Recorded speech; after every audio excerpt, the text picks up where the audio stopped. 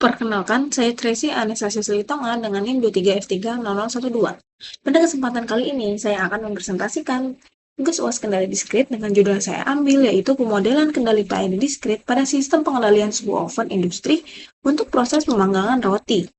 Industri roti membutuhkan suhu oven yang stabil agar kualitas produk tetap terjaga. Jika suhu terlalu rendah, roti tidak matang sempurna. Sedangkan jika terlalu tinggi, roti dapat gosong. Oleh karena itu, digunakan sistem kendali otomatis berbasis PLC dengan kendali PID.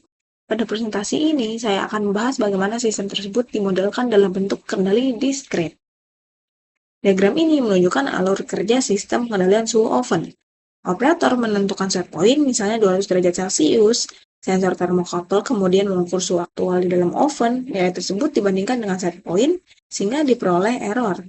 Error diproses oleh PID digital pada PLC untuk mengatur daya heater, hingga suhu kembali mendekati set point.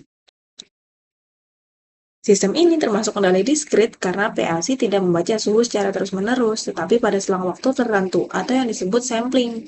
Misalnya, sensor membaca suhu setiap 1 detik.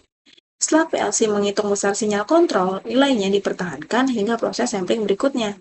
Proses mempertahankan sinyal kontrol ini disebut Zero Order Hold atau ZOH. Untuk menggambarkan karakteristik pemanasan oven digunakan model Order 1. Karena perubahan suhu tidak terjadi secara instan, melainkan secara bertahap akibat adanya inersia termal. Pada model ini, suhu oven dipengaruhi oleh daya heater yang diberikan. Selanjutnya, model kontinu ini digunakan sebagai dasar untuk proses diskritisasi sehingga dapat diterapkan pada PLC. Karena pengendali bekerja secara digital, model kontinu kemudian didiskritisasi menggunakan metode Zero Order Hold sehingga diperoleh model diskrit. Model ini menunjukkan bahwa suhu oven pada waktu berikutnya dipengaruhi oleh suhu sebelumnya dan juga oleh besar daya heater yang diberikan pada saat itu. Setelah diperoleh model diskrit, digunakan kendali PID untuk menentukan besar daya heater. PID bekerja berdasarkan error antara suhu yang diinginkan dan juga suhu aktual. Komponen P mempercepat respons, I menghilangkan error, sedangkan D membantu mengurangi overshoot sehingga suhu lebih stabil. Flowchart ini menunjukkan urutan kerja pengendali PID. Sensor membaca suhu, kemudian sistem menghitung error, PID menentukan sinyal kontrol, heater diatur, suhu berubah, dan proses tersebut diulang pada setiap periode sampling. Berdasarkan model diskrit, sistem dikatakan stabil apabila pole berada di dalam lingkaran satuan pada bidang Z. Ketika terjadi gangguan, misalnya pintu oven dibuka, suhu akan turun. PID kemudian meningkatkan daya heater sehingga suhu kembali menuju set point.